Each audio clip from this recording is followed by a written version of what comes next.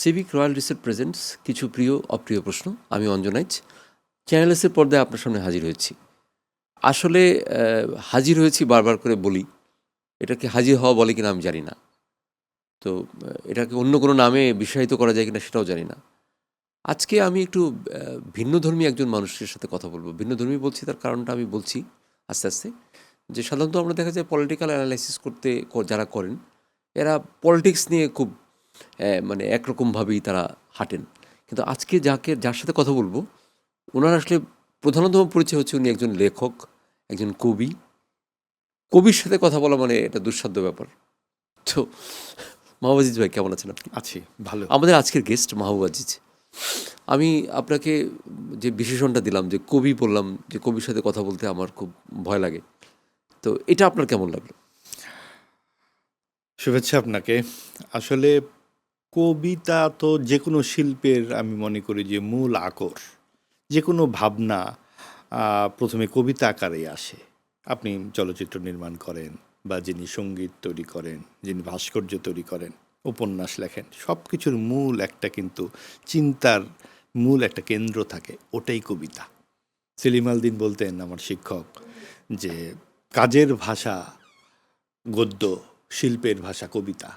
সৃজনশীলতার যে ঘাট তা সবসময় কবিতা দিয়েই ছুঁয়ে যায়। কবিতা ছাড়া আসলে কোনো সৃজনশীলতার জন্ম হয় না। একদমই সত্যি কথা। কারণ আমি আসলে মানে এই এক্সপিরিয়েন্স শেয়ারের জায়গা থেকে বলি, ছোটোবেলা আমিও কবিতা দিয়েই শুরু করছিলাম যে কোনো কাজ করা। এবং একসময় ভাবতাম হয়তো কবিই হব, হয়তো কবি হতে পারিনি। কিন্তু যখন আবার এই যে ফিল্মের কাজ করছি, তখন আমার কাছে হঠাৎ করে মনে হলো, বা আমি নাটকের কাজের সময় নাটকের যে টাইটেল ট্র্যাক থাকে না, আমি টাইটেল ট্র্যাকগুলো লিখি। তো আমার লেখাগুলো পড়ে যারা এটা সুর করে, তারা বলে যে এটা তো সুর করা একটু টাফ, আপনি তো কেমন জানি কবিতার মতো লিখছেন। আমি বলছি, এটা তো কবিতাই। তো যার ফলে দেখা যায় কি যে আসলে কবি মনস্ক মানুষ বা কবিতা কবিতা আসলে একটা ভিন্ন কিছুর জন্ম দেয় সবসময়। এবং একজন, আমার কাছে মনে হয় যে একজন কবি আসলে কোনোভাবেই তার মানে কালোত্তীর্ণ এই জন্য হয়। কারণ এই জন্যই আমি আপনাকে বললাম যে আপনার কবি পরিচয়ের কারণেই আপনার সাথে কথা বলতে আমার মানে হয়তো অন্যভাবে কথা বলবো। আমার মনে আছে যে ক্লাস 9-এ যখন আমি পড়ি, তখন আমি একটা লিটল ম্যাগাজিন বের করতাম। আমার পত্রিকার নাম ছিল ময়ূরাক্ষী। তো ময়ূরাক্ষী পত্রিকার আমি ছিলাম সম্পাদক। তা আমাকে বলা হলো যে আমার সাথে আবার আরও 2 জন সম্পাদক আছে, যারা আমার ক্লাসমেট। তারা বলল যে তোমাকে একটা কঠিন কাজ করতে হবে। কী কঠিন কাজ? বলে যে এই সংখ্যার জন্য একজন কবির সাক্ষাৎকার নিতে হবে, আর ওই সংখ্যার জন্য একজন বিশিষ্ট মানুষের সাক্ষাৎকার নিতে হবে। সাক্ষাৎকারটা হচ্ছে লিখে লিখে সাক্ষাৎকার নিতে হবে। তখন তো কোনো ডিভাইস এরকম জাতীয় কিছু ছিল না। আমরা একটা রেকর্ডার নিয়ে গেছিলাম, যে তখন একটা রেকর্ডার পাওয়া যেত। তো প্রথম পর্বেই আমরা গেছিলাম মহাদেব শাহর কাছে, ওনার ইন্টারভিউ নিলাম। তখন আমি দেখলাম যে এর আগে আমি শামসুর রহমানের সাথে কথা বলছি অনেক ছোটোবেলা, মানে অনেক দুঃসাহস করে কথা বলছি, গুন্দার সাথে কথা বলছি। তো আমার কাছে তখন মনে হতো যে কবি মানে হচ্ছে, এখনও মনে হয়, কবি মানে হচ্ছে আসলে বিশেষ কিছু। তো কবিতা আসলেই বিশেষ কিছু, কিন্তু কবিতার মাধ্যমে কি সারভাইভ করা যায় এই সময়ে? আসলে কবিতা তো একটা শিল্পের আঙ্গিক। আপনি দেখুন যে এখন যে কোনো আঙ্গিকেই আপনি উপন্যাস লিখুন কিংবা সিনেমা বানান, প্রবন্ধ লিখুন, কোনটা দিয়ে আসলে সার্ভাইভ করা যায়? সিভিক রয়্যাল রিসোর্ট, সবুজে ঘেরা আভিজাত্য। সেই অর্থে আসলে সারভাইভাল যেই অ্যাটিটিউডগুলো আমাদের থাকে, তা কিন্তু কোনোটাই শিল্পের কোনো কাজই, এমনকি থিয়েটার করা, কোনোটাই কি আসলে জীবিকা নির্বাহের সেই নিশ্চয়তা দেয়? কিন্তু তারপরেও তো আমরা কবিতা লিখি, কেউ গান গায়, কেউ ভাস্কর্য তৈরি করে, কেউ সিনেমা বানায়। এইগুলো এক ধরনের তাড়না থেকে, আসলে ভেতরে যখন আপনার একটা কথা থাকবে, আপনার সেই কথাটা আপনার জীবিকা নির্বাহ হলো কি হলো না তার অপেক্ষা করবে না, আপনাকে কথা বলতে হবে। এবং সেই তাড়না থেকেই কবি কবিতা লেখেন, যিনি ছবি আঁকেন, তিনি চিত্রকর্ম তৈরি করেন। এবং সেটার সাথে আপনার দিন শেষে বাড়ি ভাড়া দেওয়া কিংবা ডিশ বিল দেওয়া, আপনার বিভিন্ন ধরনের সার্ভিস চার্জ দেওয়ার সম্পর্ক খুব বেশি থাকে না। তার মানে এই না যে কবিকে খেতে হয় না, বা শিল্পীকে খেতে হয় না, খেতে হয়, সবই করতে হয়। তার জন্য তো অন্যান্য কিছু আছেই। আমি যেটা বলতে পছন্দ করি যে আমার পেশা আসলে বৃত্তি। তার মানে নানান কিছু করতে হয়, কারণ ওই কবিতাটিকে বাঁচিয়ে রাখবার জন্যই হয়তো। না, এটা এটা একদমই আপনি যেটা বলেছেন এটা পারফেক্ট একটা কথা বলেছেন যে আসলে কবিতাটাকে বাঁচিয়ে রাখতে গেলে আমাকে আসলে কবিতার পাশাপাশি আমাকে অন্য কিছু করতে চাই, কিন্তু সেটা কি কবিতাকে ব্যাহত করে না? তা করে না। কারণ হচ্ছে আপনি যখন একজন সৎ শিল্পী হবেন, আহ, আপনার একটা প্রতিশোধের জায়গা থাকবে। সেটাই আপনার কবিতা, সেটাই আপনার ক্যানভাস, সেটাই আপনার সেলুলয়েড। কারণ আপনাকে যে অপমান করবে বা আমাকে যে অপমান করবে, আমি তো রীতিমতো একটা গ্লানিকর জীবন যাপন করি। কারণ এই সমাজ বলুন, রাষ্ট্র বলুন, তারা তো নাগরিকের পাশে থাকে না, নাগরিক রাষ্ট্রের পিছনে দৌড়ায়। কাজেই এই রকম একটা বৈষম্যপূর্ণ সমাজে আমি যখন লিখতে এসেছি, আমি তো বুঝেই এসেছি যে আমি রাষ্ট্রের পিছু পিছু দৌড়াবো। কিন্তু আমি যে দৌড়তে যাচ্ছি, আমাকে তো সবসময় গ্লানিময় জীবনযাপন করতে হয়।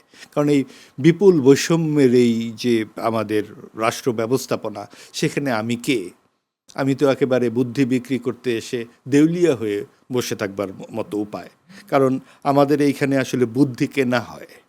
এখানে অনেকে বলে যে আসলে আপনার পণ্য কেনা হয়, নানান কিছু, কিন্তু আসলে তারুণ্যের বুদ্ধিটাই কিন্তু কেনা হয়। আমি যেই লেখালেখির আমার একটা বড় জায়গা সাহিত্যে, এই এই এই বেচা বিক্রি নিয়েই।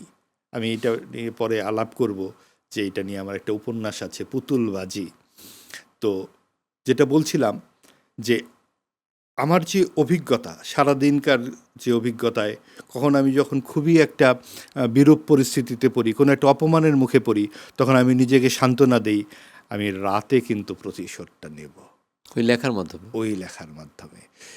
লেখালেখি আমার প্রতিশোধ গ্রহণের হিরণ্ময় হাতিয়ার। ওহ, এটা খুব ভালো একটা কথা বলেছেন। কিন্তু আমি আপনাকে আর একটা প্রশ্ন করতে চাই যে এটারই কন্টেম্পোরারি কোশ্চেন। সেটা হচ্ছে যে রবীন্দ্রনাথ ঠাকুর রবীন্দ্রনাথ ঠাকুর ধরেন আমার আদর্শ বা তাকে আমি উপযোগ্য করে অনেক কিছুই ভাবি। রবীন্দ্রনাথ ঠাকুর যদি অর্থভিত্তি এত রিচ না হতো, তাহলে কি সে এত কিছু লিখতে পারতো? আসলে এটা না, বেশ ছোটবেলা থেকেই শুনি যে রবীন্দ্রনাথ জমিদার দেখে এভাবে লিখতে পেরেছেন। আসলে আর কি জমিদার ছিল না? কেউ কি লিখছে? কেউ কি লিখতে পেরেছেন? আসলে রবীন্দ্রনাথ হচ্ছেন এমন এক বিস্ময়কর প্রতিভা, শরৎচন্দ্রের ভাষায়, যার দিকে তাকিয়ে আমাদের বিস্ময়ের সীমা নাই। এমন এক উঁচু শৃঙ্গ, যেখানে উঠতেই আমাদের সারা জীবন চলে যায়। এক বিস্ময়ে বিস্ময় একটা আপনি যখন তার গ্রন্থের পর গ্রন্থ দেখবেন, পৃষ্ঠার পর পৃষ্ঠা দেখবেন, আমার এত নিজেকে দিনহীন মনে হয় যে এই পৃষ্ঠার আজই তো আমি পড়ে শেষ করতে পারবো না।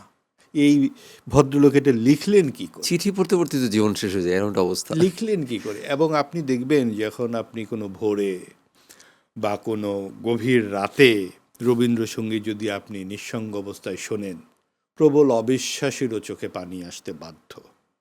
এই যে আমাদের ভেতরটা স্নান করে নেবার যে ক্ষমতা যার থাকে, আমাদেরকে একদম বিশুদ্ধ করে একটা ভোরের আকাশের সামনে দাঁড় করিয়ে দেন, এই যে প্রতিভা, তার সাথে আসলে এই বিত্ত বৈভব স্থূল বিভিন্ন চিন্তা ভাবনার কোনো মানে কিনারা আসে না।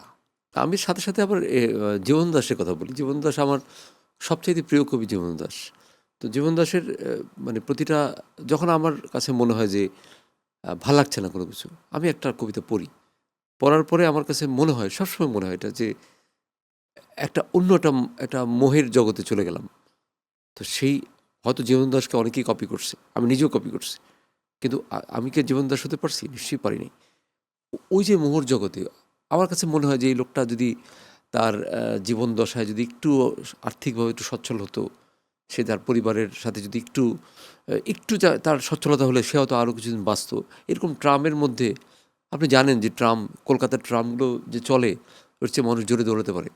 ওই ট্রামের নিচে পড়ে একটা মানুষ মারা যাবে, বা জানি না সে আত্মহত্যা করছে কিনা, নাকি সে সত্যি তাকে আত্মহত্যা করার কথা না। সে আসলে যে এই ধরনের কবিতা লেখে, যখন গিয়েছে ডুবে পঞ্চমীর চাঁদ মরিবার হলো তার স্বাদ।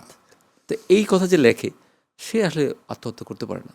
সে ওই ঘরে হয়তো ভাবছে ভাবতে ভাবতে ট্রামের সামনে পড়ে গেছে, বুঝতে পারেনি, এরকম কিছু একটা হয়েছে? না, জীবনানন্দ সম্পর্কে আমার যেটা মনে হয় কি, দেখেন 30-এর যে প্রধান 5 কবি প্রত্যেকেই ইংরেজি সাহিত্যের এমএ ছিলেন। জীবনানন্দেরও বিশ্ব সাহিত্যটা খুব ভালো পড়া ছিল। রবীন্দ্রনাথের থেকে তাদের যে পার্থক্যটা, জীবনানন্দ দাশ, বুদ্ধদেব বসু, বিষ্ণু দে, সুধীন্দ্রনাথ দত্ত, অমিয় চক্রবর্তী, পার্থক্যটা হচ্ছে তারা নাস্তিবাদী ছিলেন প্রত্যেকেই, এবং জীবনটাকে তারা একেবারে বাজিকরের মতো উড়িয়ে উড়িয়ে দেখেছেন।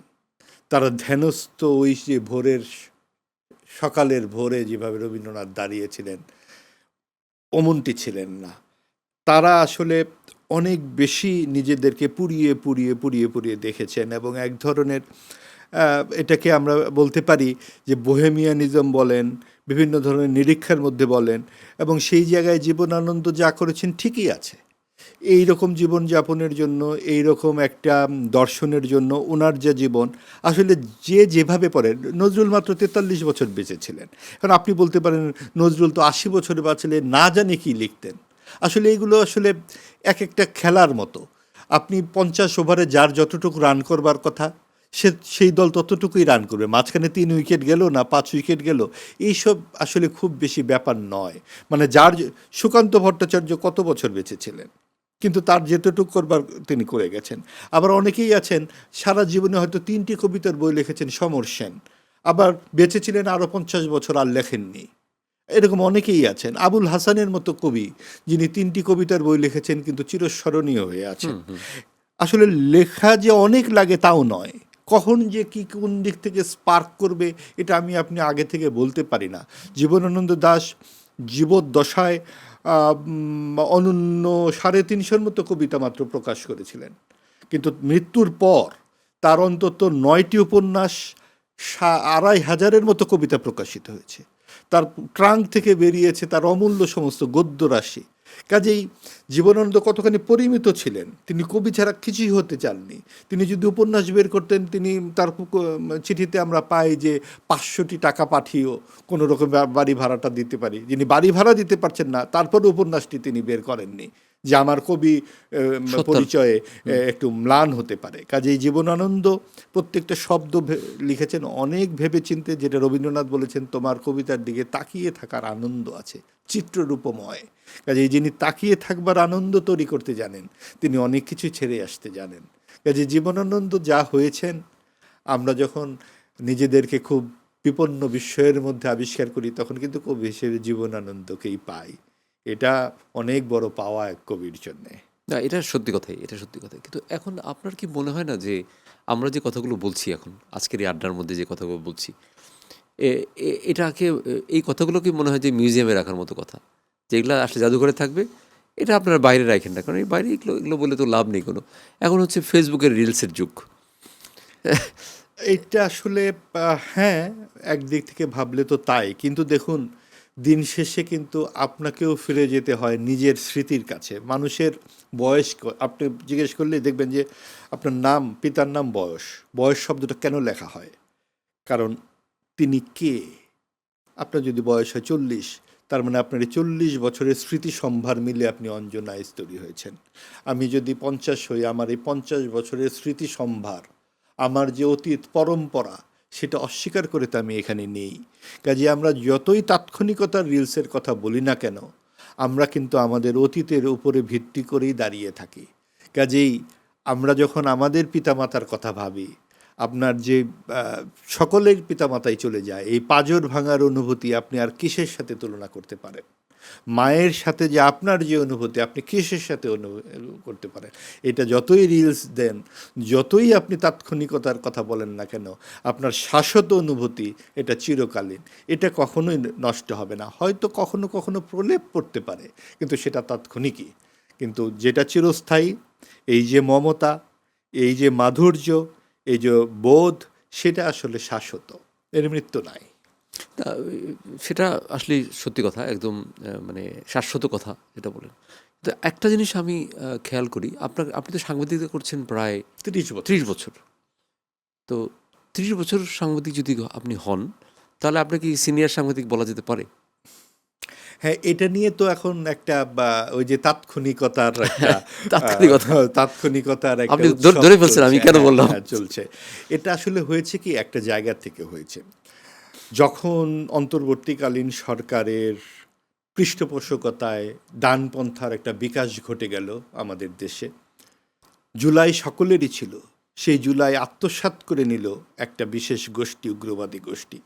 তখন কয়েকজন মানুষ কথা বলতে শুরু করলেন, প্রশ্ন করলেন, এবং এটা বেশ বেশ চোখে চোখ রেখে প্রশ্ন করবার মতো। এরা কারা? অনেকেই অবাক হলেন যে এই প্রশ্নগুলো তো করবার কথা না, নিশ্চয়ই এরা টাকা খেয়েছে, নিশ্চয়ই এদের কোনো একটা অভিসন্ধি আছে, কারণ এই টাকা খাওয়া ছাড়া, অভিসন্ধি ছাড়া যেন আসলে কিছু করা যায় না। দেশে যেন নৈতিকতা নাই, আদর্শ নাই, এই সব কিছু চিন্তাভাবনা থেকে, একটা স্থূল চিন্তা থেকে এই কয়েকজন 5-7 জন মানুষকে, এবং দেখা গেল যে তারা সকলেই সাংবাদিকতার সাথে জড়িত, এবং অনেকেই কমপক্ষে 30 বছর ধরে সাংবাদিকতার সাথে জড়িত, যেহেতু তাদের পরিচয় দেওয়া হচ্ছে সিনিয়র সাংবাদিক।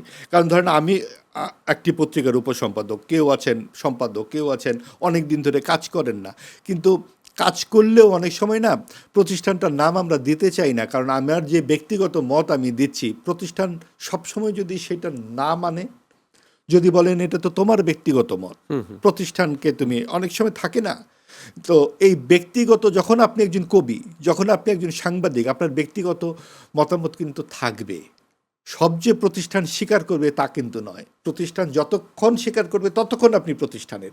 যখন আপনার সাথে প্রতিষ্ঠানের বিরোধ হয়ে যাবে, আপনি কিন্তু প্রতিষ্ঠানের নয়, হয় আপনি ছেড়ে দেবেন অথবা প্রতিষ্ঠান আপনাকে ছেড়ে দেবে। কাজেই আমরা ওই সুবিধাটা রাখি, আমরা নিজেরাই স্বাধীন সত্তা হিসেবে পরিচয় দিই সিনিয়র সাংবাদিক। আমরা কিন্তু বলি নাই যে আমাদেরকে সিনিয়র সাংবাদিক বলে, আমরা বলেছি আমাদেরকে সাংবাদিক কলামিস্ট পরিচয় দেন। টেলিভিশনে যারা কাজ করেন তারাই সিনিয়র সাংবাদিক বলেছেন, তাদের বলতে বোধহয় ভালো লাগে, ভেবেছে একটু ভারী ভারী লাগে, কিন্তু আসলে কিছু না। আসলে মূল কথাটা হচ্ছে তারা যুক্তির সাথে পারছে না। তারা যদি যুক্তির সাথে পারতো তাহলে সিনিয়র কি জুনিয়র এটা নিয়ে কথা বলতো না।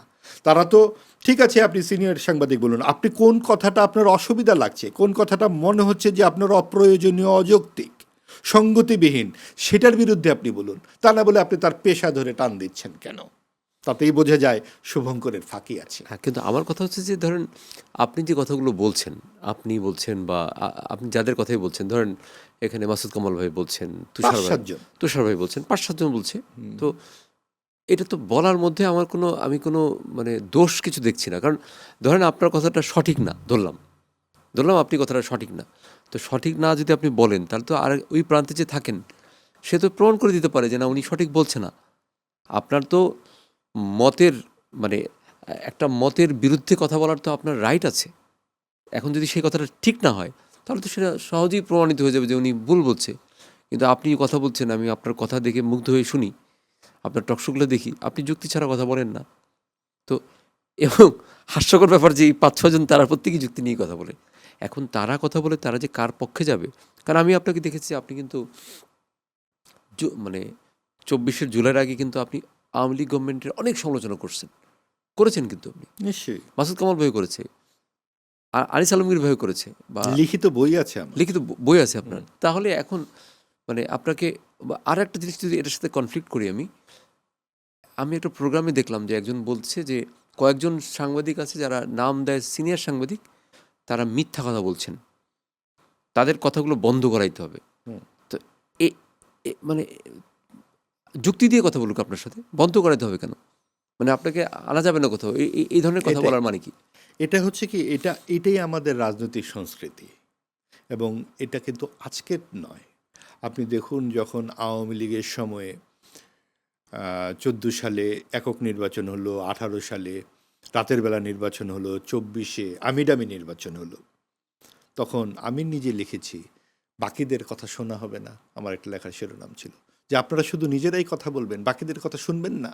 তখন বলা হয়েছে আপনি বিএনপি জামাত, আপনারা অগ্নি সন্ত্রাসীদের পক্ষে কথা বলছেন। 24-এর যখন গণ অভ্যুত্থান হলো, তখন ওবায়দুল কাদের সাহেব বলেছেন যে ছাত্রদের কি স্পর্ধা, তারা প্রধানমন্ত্রীকে ক্ষমা চাইতে বলে। তখন আমরা লিখেছি যে স্পর্ধা শব্দটি রাজনীতিতে মানায় না। আজকে টেবিলের ওই প্রান্তে আপনি আছেন, আমরা টেবিলের এই প্রান্তে, কখনো প্রান্ত বদল হবে, কিন্তু স্পর্ধা কখনোই উচ্চারণযোগ্য নয় রাজনীতিবিদদের পক্ষে। কারণ প্রশ্নের জবাব আপনাকে দিতে হবে, জবাবদিহিতার আওতায় আপনাকে আসতে হবে। এটা স্পর্ধা হিসেবে বাতিল করার যে চেষ্টা, সেটাই কর্তৃত্ববাদী শাসন। কাজে ওই যে বিষয়গুলো, এটার বিরুদ্ধেই তো 24-এর গণ অভ্যুত্থান হলো, গণতন্ত্র এবং জবাবদিহিতার আকাঙ্ক্ষা। আপনি তারপরে দেখুন কি হলো, অন্তর্বর্তীকালীন সরকার যখন তৈরি হলো, আমরা কি চেয়েছিলাম? আমরা তখন দেখেছিলাম গাছের একটি পাতাও ছেঁড়া যাবে না, এই তো স্লোগান উৎকীর্ণ ছিল, গ্রাফিতি লেখা হয়েছিল। আপনি অসাম্প্রদায়িক গান আমরা শুনেছি, ধনধান্যে পুষ্পে ভরা মুক্তির মন্দিরে সোপানতলে। তখন কোন বালিকার গায়ে কোন পোশাক, কেউ কি কোনো প্রশ্ন করেছে? যে যার মতো করে আন্দোলন করেছে। হাজার হাজার নারী বেরিয়ে এসেছে 16ই জুলাই, আপনার তুমি কে আমি কে, রাজাকার রাজাকার, কে বলেছে কে বলেছে, স্বৈরাচার স্বৈরাচার, এই স্লোগানে। তারপরে আপনি কোথা থেকে আপনি দেখলেন যে একটা প্রশ্নের পর প্রশ্ন আসতে শুরু করলো, নারীরা আর কোথাও নাই, তাদেরকে অস্বীকার করতে শুরু করা হলো। আপনার সঙ্গীত বন্ধ হয়ে গেল, বিভিন্ন জায়গায় কনসার্ট বন্ধ হলো, আপনার কাওয়ালি শুরু হয়ে গেল, আপনার মুক্তিযুদ্ধকে একের পর এক বিতর্কের বিষয় হিসেবে চিহ্নিত করা হলো। বঙ্গবন্ধু সহ শ্রদ্ধেয় নেতৃবৃন্দকে ভূমিকা নিয়ে প্রশ্ন করা হলো। আপনার ঘটনার 5 মাস পরে, 24 আগস্টের 5 মাস পরে বুলডোজার দিয়ে অন্তত 3বার বঙ্গবন্ধুর বাড়ি ভাঙা হলো, মুক্তিযুদ্ধের ভাস্কর্য ভাঙা হলো, মাজার ভাঙা হলো, আপনার বিসিএস পরীক্ষায় মুক্তিযুদ্ধ হয়ে গেল প্রতিরোধ যুদ্ধ। এগুলো কিসের ইঙ্গিত দেয়? এগুলো ইঙ্গিত দেয় যে এখানে একটা ডানপন্থার, উগ্রবাদী ডানপন্থার সাম্প্রদায়িক শক্তির বিকাশ ঘটে গেল, এবং সেখানে অন্তর্বর্তীকালীন সরকারের একটি অংশ সরাসরি পৃষ্ঠপোষক হিসেবে আবির্ভূত হলো।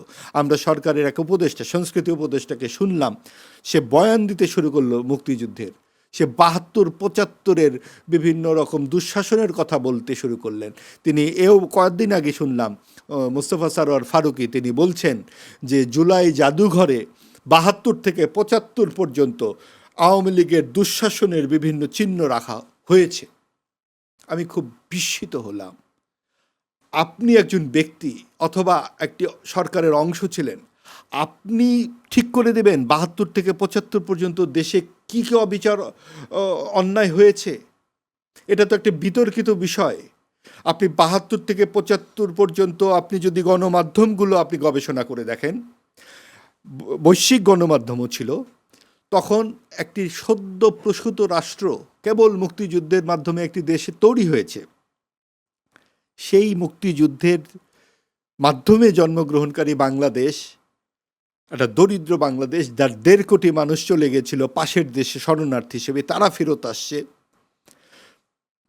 ব্রিজ নাই, কালভার্ট নাই, সব কিছু ধ্বংস হয়ে গেছে, খাদ্য নাই, বস্ত্র নাই, এরকম একটা, যাদেরকে তলাবিহীন ঝুড়ি বলা হচ্ছে, ওই রকম একটা কিছুই নাই একটা সময়ে আপনি কেবল একটা রাষ্ট্র তৈরি হচ্ছে। তখন আপনি বলছেন সেই দেশের যিনি প্রধান নেতা, তিনি নাকি নিজের দেশের মানুষকে গুলি ছুঁড়ে মারতে শুরু করেছেন। কেন তিনি মারবেন? তিনি যদি মারবেন তাহলে তার জীবনের 3 ভাগের 1 ভাগ তিনি কেন জেলে ছিলেন? এবং আপনি দেখুন যে বাকশালের এত সমালোচনা করা হয়, বাকশাল পাশ হয়েছে আইন হিসেবে আপনার জানুয়ারিতে, কিন্তু কার্যকর হয়েছে 1975 সালের 6 জুন। তার 2 মাস 9 দিন পরে বঙ্গবন্ধুকে 22 জন সদস্য সহ তার পরিবারের সবাইকে মেরে ফেলা হয়, 10 বছরের শিশু সন্তান সহ। আপনি জানেন ভারত, পাকিস্তান, বাংলাদেশের সব দেশেই সরকার বা রাষ্ট্রপ্রধান নিহত হয়েছেন। আমাদের এখানে জিয়াউর রহমান নিহত হয়েছেন, বেনজির ভুট্টো নিহত হয়েছেন, ইন্দিরা গান্ধী, রাজীব গান্ধী নিহত হয়েছেন, জিয়াউল হক নিহত হয়েছেন, অনেকেই। কিন্তু এই পরিবারের 22 জন সদস্য সহ কোন দেশের রাষ্ট্রপ্রধান নিহত হয়েছেন? বঙ্গবন্ধু শেখ মুজিবুর রহমান। কারণ তার একটা আদর্শ, সেই আদর্শটা এত শক্তিশালী ছিল যে তার কোনো বংশকেও রাখা যাবে না। এটাই হচ্ছে বাকশাল। আর আপনি বলতে পারেন বাকশাল তো অনেক সমালোচিত। অবশ্যই সমালোচনা আপনি করবেন, সমালোচনা থাকবে সব কাজের, কিন্তু তার জন্যে আপনি তাকে মেরে ফেলতে হচ্ছে কেন? তার মানে নিশ্চয়ই একটি শক্তিশালী সারবস্তু সেখানে আছে, যেটাকে জাতীয় সরকার যদি আমরা বলি খুব ভুল হবে না। 4টি পার্টি সেখানে ছিল, এক দল ছিল না। যাই হোক, বিষয়গুলো অনেক বিতর্কিত। আমি বলছি না যে এটা আপনাকে মেনে নিতে হবে, কিন্তু তাই বলে আপনি এটাকে একটা রং দিয়ে জুলাই জাদুঘরে যদি আপনি এটা স্থাপন করতে চান, আপনার ওই সাম্প্রদায়িক রাজনৈতিক অভিসন্ধি কিন্তু আর লুক্কায়িত থাকে না। এই সাম্প্রদায়িক রাজনৈতিক অভিসন্ধি সরকারের অনেকভাবে বেরিয়েছে এবং সেইটা আমরা কিন্তু এই জুলাই জাদুঘরেও দেখতে পাই। মুক্তিযুদ্ধ জাদুঘর এই ঢাকা শহরে সরকারিভাবে নেই, সারা দেশে একটিও নেই। যেটি আছে সেটা ব্যক্তিগত ট্রাস্টের মাধ্যমে তিলে তিলে গড়ে ওঠা।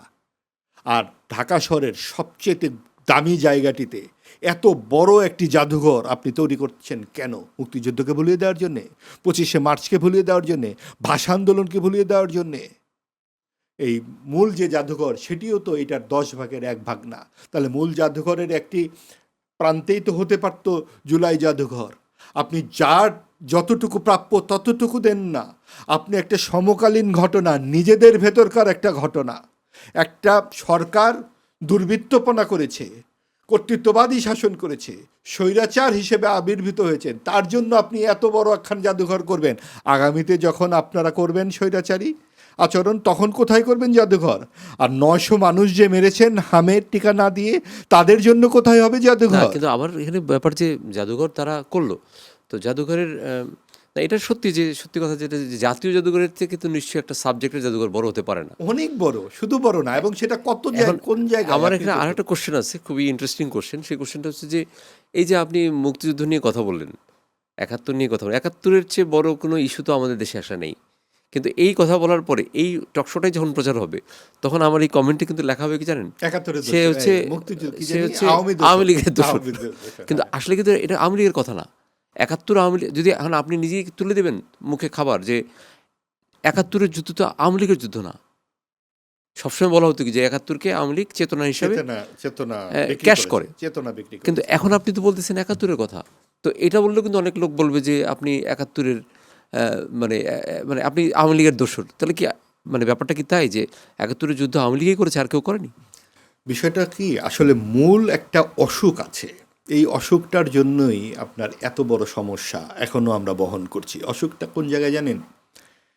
আপনি ভারতের দিকে তাকান, পাকিস্তানের দিকে তাকান, পৃথিবীর যে কোনো দেশের দিকে তাকান, তাদের যে মুক্তিযুদ্ধ অথবা তাদের যে স্বাধীনতা প্রসঙ্গ, এটা নিয়ে বিতর্ক নাই। এবং সেখানে কিন্তু আপনার যে প্রধান নেতা, যিনি মুক্তিযুদ্ধের প্রধান নেতা বা স্বাধীনতার প্রধান নেতা, তাকে শ্রদ্ধার আসন থেকে সরে ফেলা হয় না। আমাদের এখানে এটা হলো কেন?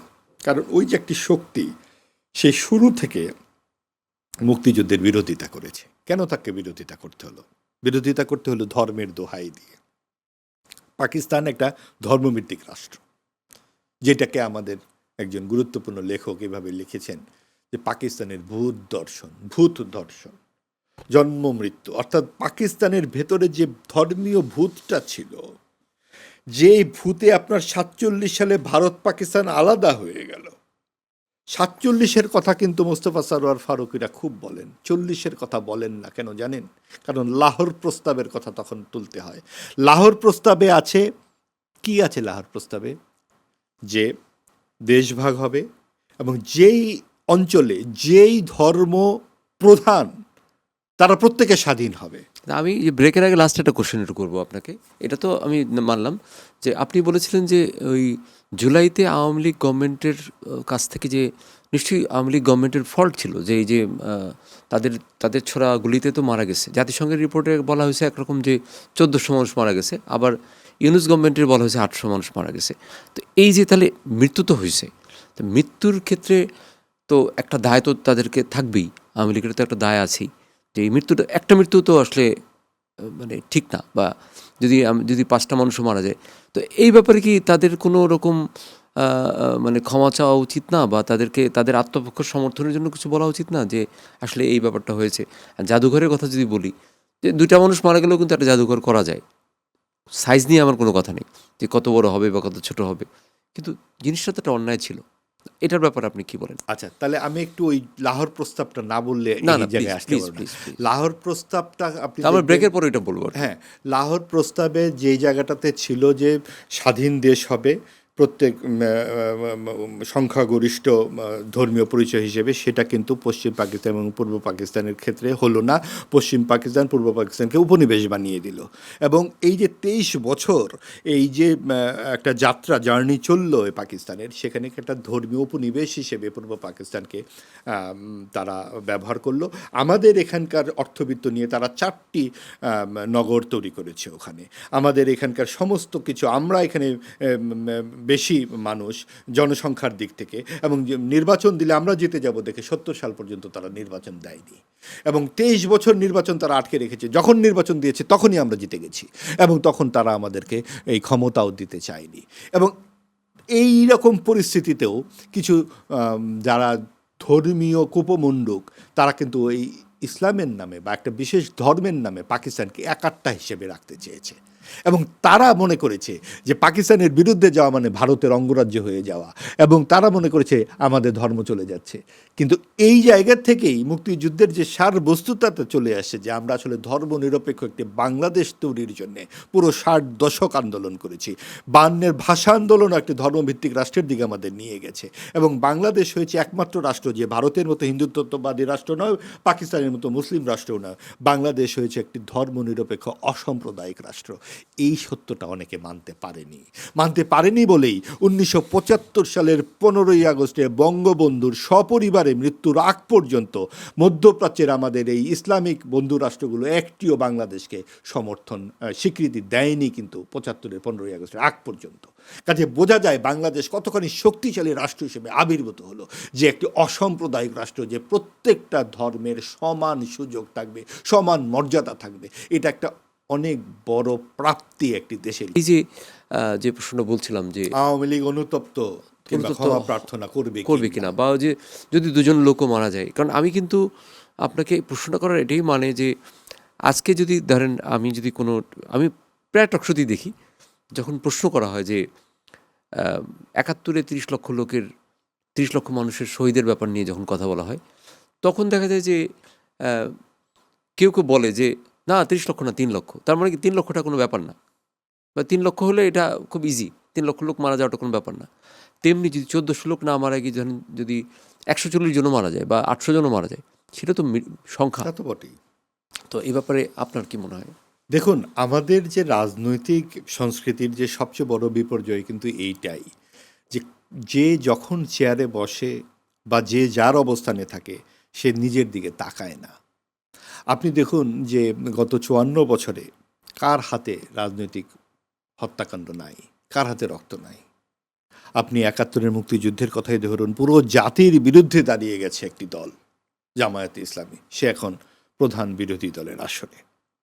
এখন তারা কি সেই ঘটনার জন্য ক্ষমা চেয়েছে, অথবা ক্ষমা চাইলেই কি এটা যথেষ্ট কিনা, এটা নিয়ে একটা বিতর্ক হতে পারে। কিন্তু তার মানে এখন বলবে দেখেন আওয়ামী লীগের দোসর চলে গেছে 71 সালে, 24-এর আন্দোলনে নাই। অবশ্যই আন্দোলনে আছি। আওয়ামী লীগ যেই ঘটনা ঘটিয়েছে সেটা তার নেতৃত্বের ব্যাপার, এবং তার ব্যাপারে বাংলাদেশের জনগণই। না, 24-এর আন্দোলনটা কি তাহলে আপনি বলতে চান যেটা জামাতের আন্দোলন ছিল? না, অবশ্যই না। জামাত কোথার থেকে? তাহলে বেনিফিশিয়ারি তো তারাই। না, সেটা তো তারা আত্মসাৎ করেছে। বেনিফিশিয়ারি হওয়া উচিত ছিল সকল মানুষের, কিন্তু তারা হঠাৎ করে নিয়েছে একটা, যেটা অন্তর্বর্তীকালীন, আমি শুরুতে বললাম তো যে অন্তর্বর্তীকালীন সরকারের পৃষ্ঠপোষকতায় উগ্রবাদী একটা অংশ এখানে দাপট দেখিয়েছে। কিন্তু সেটাও তো আপনার নির্বাচনের মাধ্যমে অনেকটা ঠেকিয়ে দেওয়া গেছে। কিন্তু যে জায়গাটিতে ছিলাম, 24-এর গণ অভ্যুত্থান যে হলো, এবং সেখানে আওয়ামী লীগ যে গুলি করলো, সোজা কথা, তারা যে এর আগে ভোট করতে দেয়নি, নানান রকম অত্যাচার করেছে, তারই ধারাবাহিকতাতে একটা পর্যায়ে যদি ভোটও দিয়ে দিত, এবং ভোটটা যদি অনেকটা গণতান্ত্রিকভাবে হতো, তাহলেও কিন্তু তাকে এভাবে দেশ ছেড়ে চলে যেতে হয়। সে যখন একেবারে এরকম নিষ্পেষণ করেছে যাকে, এবং এভাবে গুলি চালাতে হয়েছে, যখন মুখ দেখানোর আর জায়গা নেই, তখনই তাকে আসলে দেশ ছেড়ে চলে যেতে হয়েছে। কাজেই তাদের পাপের প্রায়শ্চিত্ত তাদেরকেই করতে হবে, এবং দেশের মানুষই ঠিক করবে যে আওয়ামী লীগের এই নেতারা আগামীতে দেশে কি করে তারা কাজ করবেন, এবং সেটা দেশের প্রচলিত আইন কানুনের মাধ্যমে হবে। কিন্তু আমার কথা হচ্ছে, আমি আর আপনি মিলে ঠিক করে দিতে পারি না যে ভাই তুমি খুনি, চলে যাও। এটা আপনাকে আইন আদালতের মাধ্যমে প্রমাণ করে সেটা করতে হবে। এখন আপনি বলতে পারেন আইন আদালতের মাধ্যমে না হওয়া পর্যন্ত কী হবে? না হওয়া পর্যন্ত যেটা আইনে বলে সেটাই হবে। কিন্তু আপনি একটা দলকে নির্বাহী আদেশে নিষিদ্ধ করে দেবেন। আপনি ৯ মাস ধরে ৩০টি দলের রাজনৈতিক সংলাপ করলেন এবং সেই সংলাপে আপনি আওয়ামী লীগ সর্বশেষ গ্রাহ্য নির্বাচনে 40% ভোট পেয়েছে, আওয়ামী লীগ এবং বিএনপি, এবং এই প্রধান একটি দলকে যখন আপনি অনুপস্থিত ঘোষণা করে দিচ্ছেন তখন তো নির্বাচন হয়ে যাচ্ছে আমরাও মামুদের মতো, যেটা আওয়ামী লীগ ও জাতীয় পার্টি করেছিল। এটা তো ২৪-এর গণ অভ্যুত্থানের প্রত্যয় হলো না। আপনি আমাদের দেশের মানুষদেরকে লাল কার্ড দেবার একটা সুযোগ দিতেন, আওয়ামী লীগ যেই অত্যাচারটা করেছে লাল কার্ড দিয়ে দিত, অথবা যারা অত্যাচার করেনি মানুষ তো সেই নিরীক্ষাটা করেই ভোট দিত, তাদেরকে তারা রাখতো। কিন্তু আপনি কেন একেবারেই কাউকে আপনি দাঁড়াতে দেবেন না? আপনি কি ৪ থেকে ৫ কোটি মানুষকে আপনি দেশ থেকে বের করে দিতে চান? এবং এই যে অন্তর্ভুক্তিমূলক সমাজের যে আকাঙ্ক্ষা আমরা বলছি, যেটা ট্রুথ অ্যান্ড রিকনসিলিয়েশন কমিশনের কথা আমরা বলছি, যে এই পূর্ণ সমঝোতা ছাড়া একটা দেশে আমরা কি করে পরস্পরের দিকে আমরা একসঙ্গে থাকতে পারবো? আপনি কখনো আওয়ামী লীগ থাকলে বিএনপিকে সমাজ থেকে বের করে দিতে যাবেন, আপনি বিএনপি থাকলে আওয়ামী লীগকে সমাজ থেকে বের করে দিতে আমার যাবেন। মনে হয় যে আওয়ামী লীগ যে কাজটা করতো, যে তারা ইলেকশন করেছে, ইলেকশনের সময় তারা কি করলো? তারাই দাঁড়াবে, তারাই নির্বাচিত হবে। এইবার কি তার চেয়ে খুব বেশি ব্যতিক্রম কিছু হয়েছে? না, এবারের ক্ষেত্রে আওয়ামী লীগ ছিল না, অবশ্য এরাও ছিল না, মানে 14 দল ছিল না, ছিল না। কমিউনিস্ট পার্টি ছিল কিন্তু 14 দল ছিল না। জাতীয় পার্টিকে আপনি সংলাপে অংশগ্রহণ করতে দিল না, কিন্তু আবার ইলেকশনে অংশগ্রহণ করতে দিল। তারা ক্যাম্পিং করতে পারেনি কোনোভাবে, তারা কোথাও, এবং তারা কিন্তু সংলাপে ছিল না 30টি রাজনৈতিক দলের। অর্থাৎ আপনি যা খুশি তাই হয়েছে। এই যা খুশি তাইয়ের জায়গা থেকে আমাদের বেরিয়ে আসতে হবে। আমাদেরকে যারা খুন করেছে, যাদের নামে ফৌজদারি আপনার অপরাধের ব্যাপার আছে, তাদেরকে আপনার শাস্তি আওতায় আনতে হবে। এবং আওয়ামী লীগ যদি এখন একটা কথা বলে কি, অনেকে আপনার জামাতে ইসলামী ওরিয়েন্টেশন যাদের, তারা বলে গুনা খাতা আওয়ামী লীগের, যেটা গুনা খাতা সেইটার হিসাব নিকাশ করে রাজনীতিতে আসতে হবে। আচ্ছা, গুনা খাতা কি শুধু আওয়ামী লীগের আছে, অন্য কোনো দলের নাই? না, কিন্তু আমার এখানে একটা কোশ্চেন আছে যে ধরেন আওয়ামী লীগ ফেরত আসলো, ফেরত আসলে কি জনগণ তাকে ভোট দিবে? জনগণ ভোট দিবে না। জনগণ যাকে ভোট দিবে তারা থাকবে। আওয়ামী লীগ মুসলিম লীগ হয়ে যাবে। আপনারা তো মায়া কান্না কেন আওয়ামী লীগের জন্য? আমরা তো চাচ্ছি যে সকলকে আপনি একটা প্ল্যাটফর্মে আসুক, একই পাটাতনে থাকুক, মানুষ যাকে ভোট দিবে সে। আমি কোশ্চেনটা কেন যে মানে অনেকেরই কোশ্চেন যে আপনারা বলছেন, যারা আপনারা সিনিয়র সাংবাদিকরা বলছেন যে আওয়ামী লীগের মানে আপনারা না, আসলে অনেকেই বলছে যে যদি গণতন্ত্র থাকে, গণতন্ত্র যদি হয়, গণতন্ত্র হলে আসলে যারা অপরাধী তাদের বিচার হবে, কিন্তু যারা অপরাধী না তাদের ক্ষেত্রে ভিন্ন ব্যাপার। এবং আরেকটা চিন্তা করুন, ওই যে লাল কার্ড তো তাদের দিলে তারা তো এমনি বিদায় হয়ে যাবে, এমনি তো বিদায় হয়ে যেত। এখন লাল কার্ড যদি না দেয়, যাবে, লাল কার্ড যদি না দেয়, এবং আপনি দেখুন যতদিন না যাবে, তার মানে লাল কার্ড না দিলে সমাজে তাদের উচ্চারণ থাকবে, তাদের অংশীভাগ থাকবে। সেটা তো আপনি জোর করে নিশ্চয়ই, জোর তো আমরা করছি না। যারা ভোট পাবে, যত পার্সেন্ট ভোট পাবে তত পার্সেন্টই আসবে। আপনি দেখুন একটা কথা, যে আপনি যত দিন যাবে সব সময় কিন্তু নিপীড়িতদের প্রতি মানুষের এক ধরনের অনুরাগ থাকে। যখন বিএনপি জামাত নিপীড়িত ছিল, আমাদের কিন্তু তাদের জন্য অসুবিধা লাগতো। আমরা তাদের পক্ষে কথা বলেছি যে এইভাবে মানুষদেরকে আপনি ধান ক্ষেতের মধ্যে জীবনযাপন করতে হচ্ছে। আজকে 2 বছর ধরে আওয়ামী লীগের নেতাকর্মীরা জেলখানায়, এবং বিচারবিহীন একটি সংস্কৃতি চলছে। এইভাবে চলবে? আপনি কতদিন চালাবেন? এবং এটা বলা হচ্ছে যে আমরা ফ্যাসিস্টের পক্ষে মত উৎপাদন করছি, আমাদেরকে টেলিভিশন থেকে ব্ল্যাকলিস্ট করে দিতে হবে। এবং এই ব্ল্যাকলিস্ট করার কথা কিন্তু আওয়ামী লীগের আমলেও করা হতো। নুরুল কবির সাহেবকে ব্ল্যাকলিস্ট করা হয়েছিল, 10 বছর তিনি কথা বলতে পারেননি টেলিভিশনে। সেটা কি আওয়ামী লীগের জন্য ভালো হয়েছে? অবশ্যই খারাপ হয়েছে। আজকে যদি আমরা কথা বলতে না পারি, সেটা কি বিএনপির জন্য ভালো হবে? কথা কিন্তু মানুষ বলবেই, কথা তো বলার অনেক মিডিয়া আছে, এবং হয়তো আপনি কাউকে থামিয়ে দিতে পারবেন, কিন্তু সেইটা কিন্তু প্রকারান্তরে শেষ পর্যন্ত আপনার যে 24-এর গণ অভ্যুত্থানের যে মূল আকাঙ্ক্ষা, অন্তর্ভুক্তিমূলক সমাজ, সেটা প্রতিষ্ঠিত হলো না। কিন্তু না, বিএনপি গভর্নমেন্ট তো মানে কথা বলতে দিচ্ছে। এটা তো আমি বলবো যে বিএনপি গভর্নমেন্টের প্রধানমন্ত্রী তারেক রহমান কিন্তু তার যে স্টেপ, সে যেভাবে স্টেপগুলো নিচ্ছে, সে কিন্তু অনেক স্মার্ট স্টেপ নিচ্ছে। সে কিন্তু তার চলাফেরা বা তার কথা, তার কার্যকলাপ, তাতে কিন্তু আমরা স্মার্টনেস দেখছি। সে কিন্তু কাউকে বলছে না যে কথা বলতে দিবে না, বা তার আমলে যে আপনারা যে কথাগুলো বলছেন, কথা কিন্তু বলতে পারছেন, বিভিন্ন শ্রেণীর বিভিন্ন ধরনের মানুষই কথা বলতে পারতেছে। সেই ধরেন আপনাকে কথা বলতে দিচ্ছে, সে জামাতের একজন লোককে দিচ্ছে, আবার এনসিপির লোককে দিচ্ছে। কিন্তু কথা বলতে বলতে গিয়ে কখনো কখনো আবার যেটা হয়, ধরেন নাসিরুদ্দিন পাটোয়ারি যে ভাষায় ওনাকে অ্যাটাক করছে, সেটাকে আবার সমর্থনযোগ্য বলা যেতে পারে না।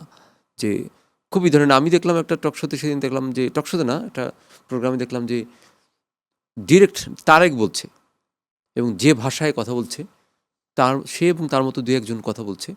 তো এটা আমার মনে হয় না যে গণতন্ত্র কি আসলে এটা গণতন্ত্র দেখুন, আমি সবসময় যেটা মনে করি কি, গণতন্ত্র আসলে কোনো মাপের দড়ি না।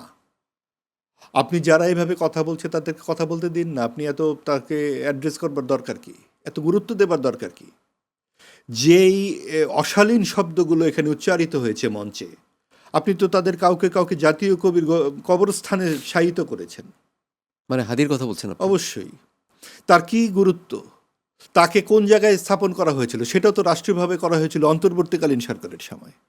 যখন এত অশালীন শব্দ রাজনীতিতে আপনি রাষ্ট্রীয়ভাবে স্বীকৃতি দেবেন, সেটার কিছু অভিঘাত আসবে না সমাজে? সেটাই এসেছে। এবং সেটা যখন আমরা ধীরে ধীরে উপেক্ষা করব, ধীরে ধীরে আমরা সুযুক্তি কুযুক্তিকে পরাজিত করতে পারবে, তখনই সমাজে এক ধরনের স্থিরতা চলে আসবে। মুখ চেপে ধরা কোনো চিকিৎসা হতে পারে না। আপনি পাটোয়ারি সাহেব কথা বলছেন, তাকে কথা বলতে দিন। এবং তার কথাতে সারগর্ভ নেই, তার কথা যে যুক্তিহীন, সেটা তো তিনি নিজেই বুঝতে পারবেন। আর কাউকে নাম ধরে ডাকা, এটা তার পারিবারিক শিক্ষার অভাব। এটাও আটকে দেবার আমি কোনো দেখি না, মানে কিন্তু এটার একটা মুনশিয়ানা আমি এটার একটা দেখি না। প্রভাব আছে কি আমাদের সমাজে দেখতে পাচ্ছি এখন আমরা চারিদিকে, যেহেতু আমরা মানে সমাজ নিয়েই তো চলি আমরা। নিশ্চয়ই। আমরা দেখি যে, যেটা আমার ছোটবেলায় আমি দেখি নাই, যে একটা সিনিয়র কাউকে আমরা যখন দেখা হতো, ধরেন আমরা একটা সালামি দিতাম, বা আমি চিনি না তাকে, কিন্তু বা আমি শিক্ষকের সাথে যে আমার যে ব্যাপারটা ছিল, একটা শিক্ষকের সাথে আমার 20 বছর পরে দেখা হলো, তার পায়ে হাত দিয়ে সালাম করার যে রীতিটা, এই রীতির থেকে আমরা মনে হয় বেরিয়ে যাচ্ছি। এবং আমি ইদানিং ছেলেবেলাকে দেখি রাস্তাঘাটে যারা অনেক সময় আড্ডা দিচ্ছে, আর আমি সবাইকে বলছি না অবশ্যই, কিন্তু আমি দেখছি একটা মেজরিটি তারা ওই ফলো করছে ওই ব্যাপারটাকে, যে বেয়াদবি করা যাবে বা বাজে কথা বলা যাবে।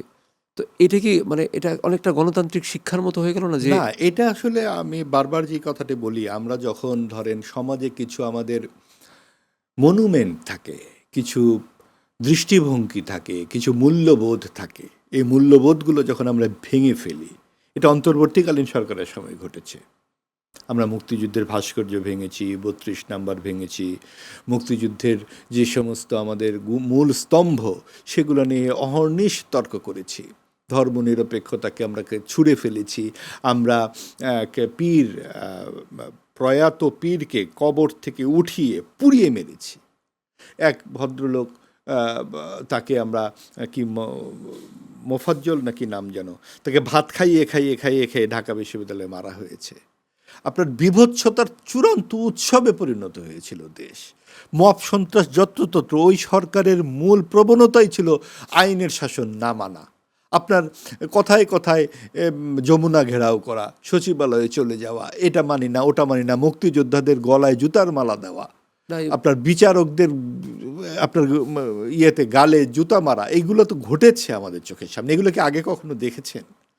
এই মব কালচার নিয়ে একটা কথা বলতে চাই, যে মব কালচার কি আমাদের দেশে আগে ছিল নাকি এটা নতুন? প্রশ্নই ওঠে না। কোথায় দেখেছেন আপনি? কখন কখন দেখেছেন আপনি জুতার মালা এইভাবে সিনিয়রদেরকে, আপনার শিক্ষকদেরকে কিভাবে কি করা হয়েছে? এখনও কিন্তু শিক্ষকদের আওয়ামী দোসর বলে ঢাকা বিশ্ববিদ্যালয়ের সাদেকা হালিম সহ কয়েকজনকে আপনার নিষেধাজ্ঞা আরোপ করা হচ্ছে। তো এটা কি এটা কোনো কথা? এটা কি কন্টিনিউটি হয়ে যাবে না? দেখা যাবে যে এখন যদি এটা হয়, তাহলে তো তারপরে next আবার আবার আরেক দল এসে তাই দিনের, করবে। এটা কি 24-এর অভ্যুত্থানের আকাঙ্ক্ষা হলো? আপনি 24-এর বিরুদ্ধে যারা অবস্থান করেছিল তাদেরকেও যখন আপনি সমাজে অন্তর্ভুক্ত করতে পারবেন, সেটাই হবে 24-এর গণ অভ্যুত্থানের সবচেয়ে বড় শিক্ষা। আপনাকে কোথাও না কোথাও তো থামতে হবে, কোথাও না কোথাও তো আপনি কারো চোখের দিকে তাকিয়ে কথা মানে বলতে এই যে হবে। কয়েকদিন আগে মোস্তফা সরোয়ার ফারুকী একটা কথা বললো, যে আসলে মব বলে কোনো কিছুই হয়নি। হয়েছে সব 72 থেকে 75-এ মব না, হয়েছে, উনি এই যেটা কথা বলেছে সে। এটা না, উনি যেটা বলেছে যে জুলাইকে প্রশ্নবিদ্ধ করার জন্য মব শব্দ আমদানি করা হয়েছে। তো এটার উত্তর কি দিবেন আপনি? এইটার উত্তর দেব যে অন্তর্বর্তীকালীন সরকারের যারা সত্যিকার অর্থে বাংলাদেশের মূল্যবোধ রাজনীতির সাথে একেবারেই সংযুক্তিহীন কিছু লোক, যেমন মোস্তফা সরোয়ার ফারুকী, যেমন ডক্টর আলী রিয়াজ, তাদের বিগত দিনের কার্যক্রমের সাথে আমাদের বাংলাদেশের যে এই চিরকালীন যে মূল্যবোধ, মুক্তিযুদ্ধ, ঐতিহ্য, পরম্পরার সম্পর্ক কী, আমাদের যে ভাষা বিকৃতি নাটকে সেটার হোতা তো এই ফারুকী। আমাদের যে কৃষ্টি, আমাদের ঐতিহ্য, আমাদের যে পারস্পরিক শ্রদ্ধা। আমার মনে পড়ে একটি ব্যক্তিগত গল্প বলি। সেলিম আলদিন মারা যাচ্ছেন 2007 সালের জানুয়ারি মাসে এই ল্যাবেইডে। শত শত ছাত্র সেখানে, শিক্ষার্থীরা ভেঙে পড়েছে, কান্নাকাটি করছে। এই মোস্তফা সরোয়ার ফারুকী তার বন্ধুর সাথে হাসতে হাসতে বলছে, আমি পাশে বিস্ময়ের সাথে তাকিয়ে শুনছি, আমাদের বন্ধু স্থানীয় তো ফারুকী সাহেব বলছে, আচ্ছা ছাত্রছাত্রী এভাবে কাঁদছে কেন? এটা শিক্ষকের জন্য এভাবে কাঁদে? আমি সেই দিনই বুঝেছি যে এই ভদ্রলোকের ভেতরে কোনো পরম্পরা বলে কিছু নাই। কেন একজন মানুষ আরেকজন মানুষের জন্য কাঁদে সে জানে না, এবং জানে না যে সেটা আজকে এত বছর পরে আমি বুঝলাম যে একজনের জন্য আরেকজন কেন কাঁদে, কেন আমার শিক্ষকের জন্য আমি কাঁদি।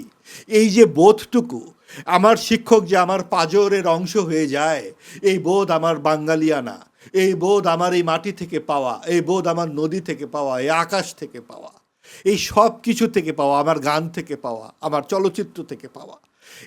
এই সমস্ত মৃত্তিকাহীন যারা যারা বিভিন্ন কিছুর মধ্যে খিচুড়ির মতো করে ভাষা নষ্ট করে, মূল্যবোধ নষ্ট করে, যারা মনে করে যে একটা ইসলামিক সংস্কৃতিকে জোর করে দিয়ে দেওয়া মানেই হচ্ছে এখানে মজলুমের গণতন্ত্র প্রতিষ্ঠিত করা, এই অসাম্প্রদায়িক রূপটিকে যারা ধ্বংস করে দিতে চায়, যাদের নিজেদের ভোটার তালিকায় নিজেদের নাম নেই, যারা আমেরিকায় থাকে, সুখ ঐশ্বর্য সব কিছু তারা উপভোগ করবে, কিন্তু প্রয়োজন মতো এসে আমাদের এখানে, যেহেতু আমাদের এখানে লেখাপড়া কম, আমাদের জন্য বোধহয় একটু ধর্মকর্মটা খুব দরকার আমাদেরকে দাবিয়ে রাখবার জন্য, এই পুরানোর চিন্তাটাই তারা লালন করে। এবং লালন করে বলে তারা এত বড় মিথ্যাচার করে মব সন্ত্রাস নাকি একটা প্রেশার গ্রুপ, এবং তারা কথায় কথায় বলে 72 থেকে 75, তারা বলে, এই ফারুকী সাহেব বলে যে মুক্তিযুদ্ধের ইতিহাস মানে আওয়ামী লীগের ইতিহাস, আওয়ামী লীগের এটা নাকি একটি ধর্ম, এবং আওয়ামী লীগ মনে করে যে তার বিরুদ্ধাচার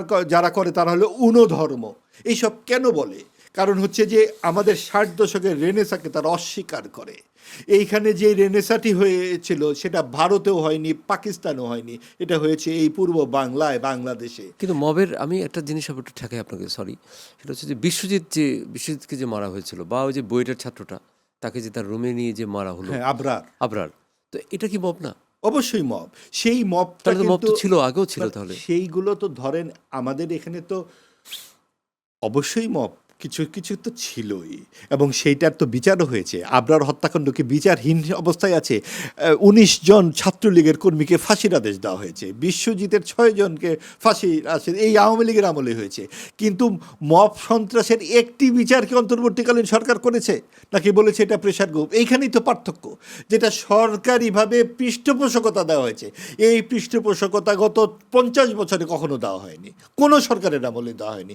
যেই অন্তর্বর্তীকালীন সরকারের সময়ে আপনি বলতে পারেন সরকারের পুলিশ ছিল না, সরকারের রাজনৈতিক দল ছিল না, তাহলে গোপালগঞ্জে 5 জনকে মেরে কীভাবে ঠান্ডা করা হলো? তখন 5 জনকে যে যখন নিহত হলো, তখন কিন্তু গোপালগঞ্জ ঠান্ডা করে ফেললো সরকার। তার মানে সরকার চাইলে পারত, কিন্তু সরকার চায় নাই বলে 3 বার বুলডোজার দিয়ে 32 নম্বর ভেঙেছে। সরকারের হাত অনেক শক্ত। সরকার কেন চাইল না? বরং তৎকালীন সরকার প্রধান ইউনূস সাহেব বলেছেন 32 নম্বর কেন ভাঙছে তা তার মেয়েকে গিয়ে জিজ্ঞেস করুন। এটাই তো সবচেয়ে বড় মব সন্ত্রাসের মতো কথা। কেন মেয়ের অপরাধে পিতার শাস্তি হবে, এবং সেটা কি কোনো একটা ব্যক্তির পৈতৃক সম্পত্তি ছিল? এইটা আমাদের জাতির একটি অন্যতম সূতিকাগার। এখানে আমাদের স্মৃতি, পরম্পরা, আমরা আমাদের পিতামহের বৃক্ষ কাটতে দিই না, কারণ এর তল দিয়ে গিয়েছে আমার পূর্বজদের শৈশব পরম্পরা।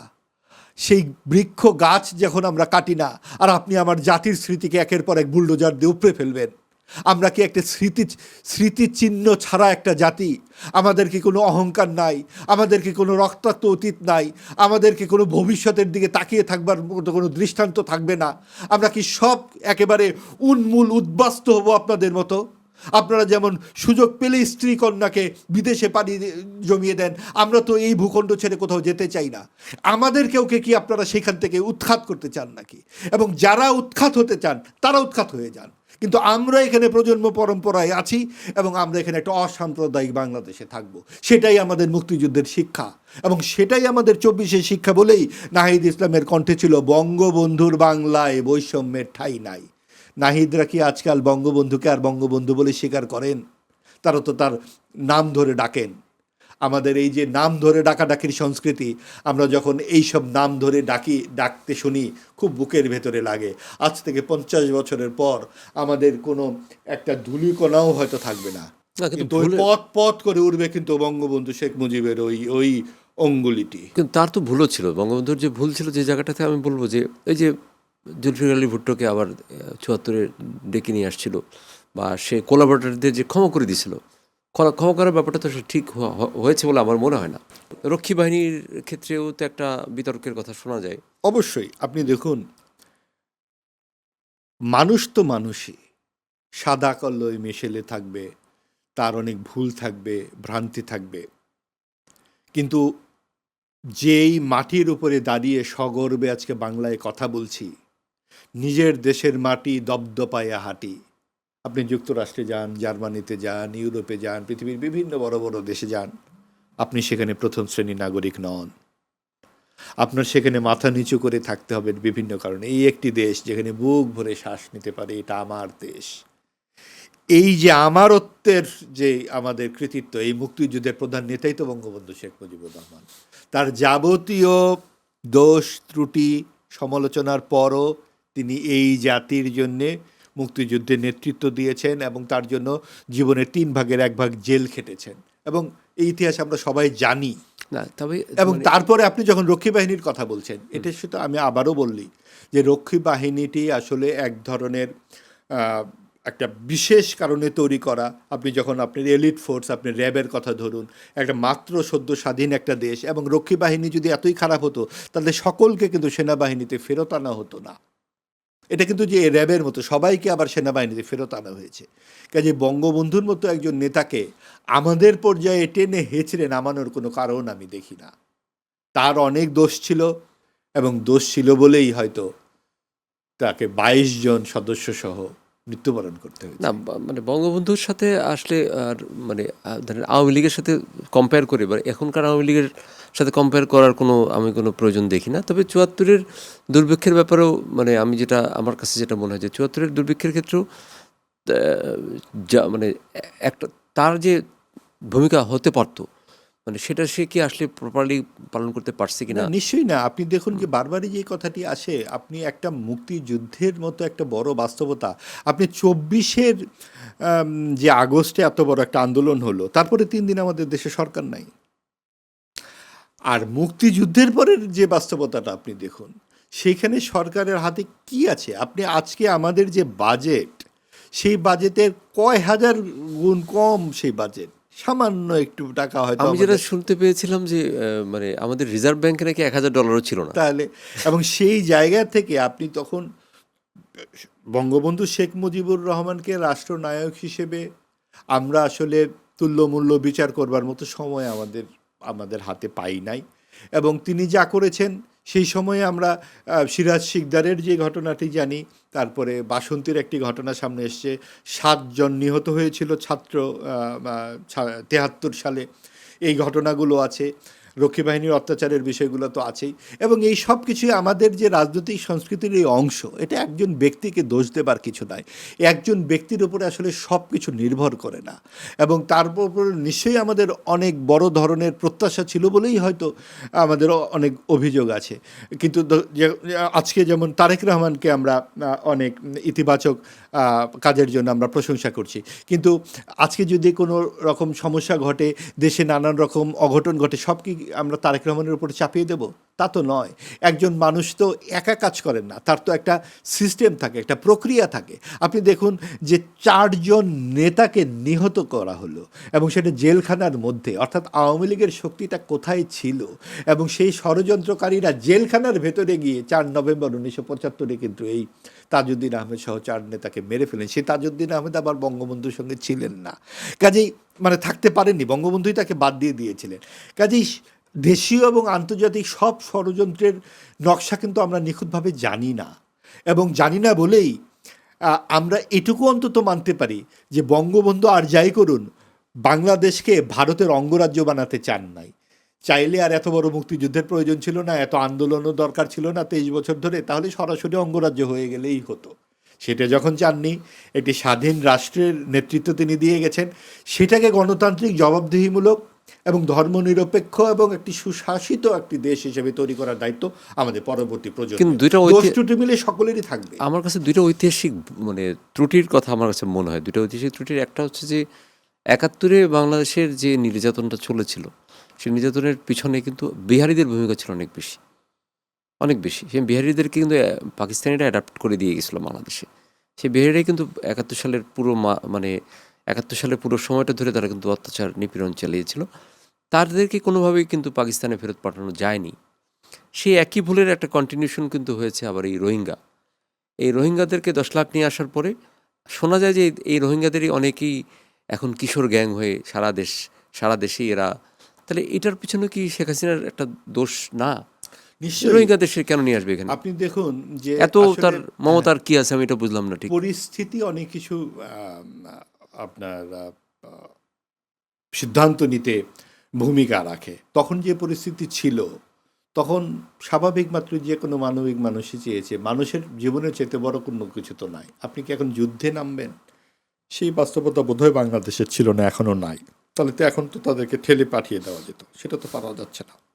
কাজেই মেনে নিতে হয় আমাদের কিছু কিছু সত্য, যদিও আমাদের আন্তর্জাতিক কূটনৈতিক তৎপরতার অভাব আছে। এটা বিশ্ব দরবারে কথা তোলা, এটাকে বিভিন্ন দেশের বিভিন্ন জায়গায় গুরুত্বপূর্ণ ফোরামে এটাকে নিয়ে যে এরকম ডিসকাস করার কথা ছিল, সেটা কিন্তু বাংলাদেশ পারেনি। বরং ইউনূস সাহেব কিন্তু বড় বড় কথা বলেছেন, আগামী ঈদই করবেন তারা ওই দেশে, এরকম কথাও তো তিনি বলেছিলেন। তার মানে কই সেই ঈদ তো কয়েকটা চলে এলো। অর্থাৎ খালি কথা বললেই তো হবে না, বাস্তবতার সাথে তার সম্পর্ক থাকতে হবে। আমরা যদি এখন বলি যে না আমরা এখন যুদ্ধ শুরু করে দেব, এইটা কি আসলে আমাদের কোনো মানে যুক্তিগ্রাহ্য কথা হবে? আমরা কার সাথে যুদ্ধ করব? আমাদের কি সেই শক্তি সামর্থ্য আছে? কাজেই আমরা কিন্তু বিভিন্ন সময় বলি যে আমাদের পাসপোর্টে দাম নাই, আমাদেরকে ভারতের পাসপোর্টে কিভাবে হেনস্থা করে। ভাই, এটা কি ভারতীয়দের দোষ দিলে হবে? আমাদের পাসপোর্টের দাম তো আমরা নিজেরাই তো নষ্ট করে ফেলছি। বিভিন্ন জায়গায় গলা কাটা পাসপোর্ট দিয়ে আমরা যেভাবে মধ্যপ্রাচ্যে পানির মধ্যে ঝাঁপিয়ে পড়ছি, জলের অতলে ডুবে যাচ্ছি, এগুলো কেন হচ্ছে? কারণ সুশাসনের অভাবে হচ্ছে। আমরা আমাদের তরুণদেরকে মধ্যপ্রাচ্যে সাগরে ফেলে দিচ্ছি কেন? এখানে এই যে রাজনীতির নামে খাই যে একটা উৎসব আমরা চালু করি, সবচাইতে সহজ কাজ হচ্ছে রাজনীতির মাধ্যমে টাকা বানানো। আজকে 1.5-2 বছরে আপনি ছাত্র নেতাদের দেখুন, তাদের চেহারা কি দাঁড়িয়েছে। আজকে 30 বছর পরে এসে আমি আপনার সামনে বসে আমি কথা বলছি, আর আজকে 1-1.5 বছরে যেই সমস্ত ছাত্র নেতারা তৈরি হয়েছে, তারা দেখবেন আজকে পাশে বসে বলছে আপনি তো শেখ হাসিনার পা চাটেন। তিনি জানেনই না আমাদের স্ট্রাগলটা কি, এবং তাদের স্ট্রাগল বলে একটা শব্দ তাদের জীবনে নাই। কিন্তু জার্নিতে যদি স্ট্রাগল না থাকে, তাহলেই কিন্তু সব কিছু এরকম মানে এত সহজলভ্য বলে মনে হয়, যে কোনো কথা বলে ফেলা যায়। অর্থাৎ রাজনীতি যখন কর্তৃত্ববাদ এবং সুবিধাবাদের হাতিয়ার হয়ে উঠবে, রাজনীতি হয়ে যাবে সবচেয়ে সহজলভ্য পেশা, টাকা বানানোর একমাত্র হাতিয়ার, তখন সমাজে আর কোনো কিছু থাকবে না। সেটাই বাংলাদেশের ক্ষেত্রে হয়েছে। আপনি কি বলতে চান তাহলে যে এই যে ইয়াং যে যারা এই মুহূর্তে রাজনীতিক নেতা, যারা এই যে 24-এর পরে যারা নেতা হয়েছে, তাদের আসলে স্ট্রাগলটা ছিল না? তাদের স্ট্রাগলটা আসলে সেই অর্থে ছিল না বলে আমি মনে করি। কারণ এই 36 দিনের যে আন্দোলন, এই আন্দোলনের একটা পর্যায়ে পুরো দল মত নির্বিশেষে সবাই তার সঙ্গে যুক্ত হয়েছে। স্ট্রাগল এক জিনিস, আর একটা ঘটনার একটা পর্যায়ে নেতৃত্ব দান কিন্তু আরেক জিনিস। আপনি চাকরির জন্য আপনি রাস্তায় নামলেন, কিন্তু আপনি আর চাকরি নিয়ে একটা কথা বললেন না। আপনার স্ট্রাগল থাকলে তো আপনি চাকরি নিয়ে 5টা চাকরি নিয়ে কথা বলতেন। আপনি তো 2 বছর ক্ষমতায় ছিলেন, কটা চাকরির জন্য আপনি রাজনীতি তো আসলে এক ধরনের ব্যবসায়ী। সেইটাই তো বলছি, এক ধরেন না, রাজনীতি আসলে ব্যবসা। এবং এই ব্যবসা হচ্ছে, ব্যবসা খারাপ না, ব্যবসা হচ্ছে একেবারে সবচেয়ে সহজ ব্যবসা, যেটাতে সহজে টাকা বানানো যায়। 200 গাড়ি নিয়ে আপনার চলে যাওয়া যায় পঞ্চগড়, এবং বলা যায় যে আমার দাদা ছিল জমিদার। সেই দাদাকে আগে অবশ্য আমরা সেটা জানতাম সেটা না। তো হাস্যকর হয়ে গেছে একটা সময়, মানে এটা বলার পর পুরোটাই হাস্যকর হয়ে নিজেই গেছে। হাস্যকর হয়ে গেল। পুরোটাই হাস্যকর হয়েছে। যে পরিমাণ গাড়ি এবং বাড়ির বহর আমরা দেখলাম, তাতে কিন্তু আমাদের এই প্রশ্নটা, আপনি কিন্তু এটাকে নেতিবাচকভাবে ব্যাখ্যা করতে পারেন। আমি ছাত্র নেতাদেরকে বলছি তাদের স্ট্রাগল নাই। স্ট্রাগল মানে হচ্ছে এক ধরনের কষ্ট করা, এক ধরনের বিপর্যয়ের মধ্যে পড়া। এই যে ছাত্র রাজনীতির যে অভিজ্ঞতা, আপনার জুলাই গণ অভ্যুত্থান, এটা পুরো জাতিই অংশগ্রহণ করেছে, সেখানে তারা অবশ্যই একটা পার্ট ছিল, কিন্তু তার বিনিময়ে তারা রাষ্ট্রের ক্ষমতার অংশীভাগ হয়ে যাচ্ছে, রাজনৈতিক দল করে ফেলছে এবং সেখানে 200 গাড়ি নিয়ে নেমে যাচ্ছে, তখন আমি তাদের স্ট্রাগল খুঁজে পাই না। তাহলে তো মুক্তিযোদ্ধারাও তো দেশের ক্ষমতায় বসে যেতে পারতো, ভাষা আন্দোলন যারা করেছিল তারাও তো বসে যেতে পারতো, 69-এ বসে যেতে পারতো, আপনি 90-তে বসে যেতে পারতো। গণ অভ্যুত্থান কি এইবারই প্রথম হয়েছে? আর কোনবার ছাত্ররা দেশের ক্ষমতার ভাগ চেয়েছে? কাজে এই জায়গাটাতেই ভুল হয়ে গেছে। এবং অন্তর্বর্তীকালীন সরকারের যে প্রধান ছিলেন, তিনি কিন্তু একবারও ছাত্রদেরকে বলেননি যে তোমরা বাবারা টেবিলে পড়তে বসো, নিজেদেরকে তৈরি করো, প্রশ্ন করতে শেখো। প্রশ্ন করবার আগেই যখন আপনি চিৎকার করতে শুরু করেছেন, আজে বাজে কথা বলছেন, তখন তো আসলে আপনি রাজনৈতিক নেতা হিসেবে তৈরি করতে পারছেন না নিজেকে। তা আপনি শিক্ষামন্ত্রী হয়ে যাবেন, আপনি দেশের ভবিষ্যৎ হয়ে যাবেন, আপনি বিনিয়োগকারী হয়ে যাবেন, কি যেন বলে ইউনূস সাহেব। এই কি বলতে গিয়ে দেখা গেল যে আমাদের একটা প্রজন্ম উনি নষ্ট করে দিলেন, যাদের সাথে লেখাপড়ার সম্পর্ক নাই, যাদের সাথে কোনো রকম স্বপ্ন দেখবার সম্পর্ক নাই, পরম্পরার সম্পর্ক নাই। আমাদেরই তো ছোট অনুজ তারা, আমাদেরই তো ছোট ভাই তারা, আমাকে কেন এইভাবে কথা বলতে হচ্ছে? এদের পক্ষে কি আমরা লিখি নাই? এদের পক্ষে কি আমরা বলি নাই? এদের কণ্ঠে কি আমরা শুনি নাই বঙ্গবন্ধুর বাংলায় বৈষম্যের ঠাঁই নাই? তাহলে আজকে কেন তারা মুজিববাদ বলে এইরকম অশালীন কথা বলছে? মুজিববাদ শব্দটা কি শেখ মুজিবুর রহমান তার কোনো একটি বইতে কোনো রাজনৈতিক বক্তব্য একটিবার ব্যবহার করেছেন? এটা তো মোস্তফা সরোয়ার ফারুকী এবং এই আলী রিয়াদ সাহেবদেরকে আবিষ্কার। কারণ মুজিবকে সরিয়ে ফেলতে হবে, কারণ তার পাকিস্তান ভেঙেছে, এটাই তার সবচেয়ে বড় দোষ। পাকিস্তান কেন ভাঙলো? বাংলাদেশ না ভাঙলো দেশ, এটাই হচ্ছে তাদের রাজনৈতিক দর্শন। কিন্তু পাকিস্তানের বর্তমান যে পরিস্থিতি, পাকিস্তান এখন যে অবস্থায় আছে, তারা তো খুব মানে কি বলবো, মানে তাদের যে অর্থনৈতিক অবস্থা, তাদের যে সব কিছু যদি আপনি দেখেন, তাদের টাকার মূল্যমান সব তো আমাদের চেয়ে অনেক পিছনে এখন। এইটাই তো আলী রিয়াজ সাহেব এবং মোস্তফা সরোয়ার ফারুকী সাহেবরা বোঝেন না। শুধু পাকিস্তান কেন, আপনি এই যে দক্ষিণপন্থী যে এই সমস্ত দেশগুলো, মধ্যপ্রাচ্যে দেখুন, Syria, Iraq, Lebanon, Yemen, Saudi Arab, কোন দেশে গণতন্ত্র আছে? এই পেয়ারের পাকিস্তান, তাদের যে প্রিয় সঙ্গীত পাকসার জমিন সাদবাদ, গত 70 বছরে কোনো সরকার 5 বছরের মেয়াদ পূর্ণ করতে পারে নাই। টাকার মান নাই, নারী শিক্ষা নাই, সেখানে কোনো গণতন্ত্র নাই, সুশাসন নাই, কিন্তু তাদের যে জিহাদি স্থানের দিকে আমাদেরকে রওনা হতে হয়েছে, তাদের সাথে এখন আপনি বলতে পারেন ভারতের সাথে ভালো সম্পর্ক থাকবে, পাকিস্তানের সাথে থাকবে না কেন? ভারতের সাথেও যেমন সম্পর্ক থাকবে, আমাদের পাকিস্তানের সাথে ঠিক একই রকম সম্পর্ক থাকবে। আমরা চোখে চোখ রাখে কথা বলবো, পাশাপাশি কথা বলতে হবে। যেহেতু প্রতিবেশী ভারত, তার সাথে আমাদের অনেক দ্বিপাক্ষিক সমস্যার সম্ভাবনা আছে। সেই জন্য তাদের সাথে আমরা সারাক্ষণ যুদ্ধ করতে থাকবো নাকি? এটার কোনো মানেই হয় না। আজকে আমরা যুদ্ধই করলাম আসলে প্রোগ্রামের মধ্যে। আমরা আসলে অনেক আমি আসলে শুরু করেছিলাম যে আমি ভেবেছিলাম অন্য কিছু হবে, কিন্তু আমরা আসলে পলিটিক্স, আপনি যেহেতু এটা নিয়ে অ্যানালাইসিস করেন, আপনার এটার মধ্যে অনেক রিসার্চ আছে, এই জন্য আপনার কাছ থেকে আমরা এটাই, যার কাছে যেটা জানতে পারা যায় আর কি। জলের মাছ আসলে আমি কবিতা বলুন, সাহিত্য বলুন, গল্প, উপন্যাস, নাটক যাই করি না কেন, রাজনীতি মুক্ত তো কিছুই হয় না। রাজনীতি কোনো এবং কিছুই হয় না। মানুষ আসলে একটা রাজনৈতিক আমাদের আমাদের অনুষ্ঠানটা প্রচারিত হচ্ছে সিভিক রয়্যাল রিসোর্টের সৌজন্যে। তো তাদের একটা গিফট আপনার জন্য আমাকে দেয়া হলো, এবং আমাদের অনুষ্ঠানটা, ধন্যবাদ, আমাদের অনুষ্ঠানটা এখনই শেষ করতে হচ্ছে। আপনি যদি দর্শকদের উদ্দেশ্যে, আমাদের চ্যানেলেসে আপনি খুব পরিচিত মুখ, যদি চ্যানেলেসের দর্শক এবং আমার কিছু প্রিয় অপ্রিয় প্রশ্ন সম্পর্কে কিছু বলতে চান, একটু বলতে পারেন। যারা এতক্ষণ শুনলেন তাদের জন্য শুভকামনা, কল্যাণ কামনা করি। এবং আমি অবশ্যই আমার এই চ্যানেলেসের সহকর্মী যারা রয়েছেন, যারা শুনলেন এতক্ষণ, তাদের সবার জন্যই আমার মঙ্গল কামনা থাকলো। এবং আমরা পরস্পরকে সম্মান দেই, সকলেই সকলের চোখের দিকে তাকিয়ে ভরসার জায়গা খুঁজে পাই, এবং পাশের মানুষটি যেন আমার পাশে বসতে কখনোই ভয় না পায়, এরকম একটা ভয়হীন সংস্কৃতি আমরা তৈরি করতে পারি। যেই দলেরই হোক না কেন, যেই মতেরই হোক, যেই ধর্মেরই হোক, আমরা যে কোনো সময়ের জন্য, প্রত্যেকের জন্য আমরা সহাস্যে তাকাই। এটাই আমার রাজনৈতিক দর্শন। আপনাকে অনেক ধন্যবাদ। আপনাকে ধন্যবাদ। দর্শক, এতক্ষণ আপনারা দেখলেন কিছু প্রিয় অপ্রিয় প্রশ্ন। সিভিক রয়্যালিস্টের প্রেজেন্স এই অনুষ্ঠানটি আপনারা নিয়মিত দেখছেন, এই জন্য আপনাদের সবাইকে শুভেচ্ছা, সবাইকে ধন্যবাদ। আবার সামনের পর্বের জন্য অপেক্ষা করবেন। সামনের পর্বে আমরা আবার বিশিষ্ট কাউকে নিয়ে এসে হাজির হব। সেই পর্যন্ত সবাইকে ধন্যবাদ।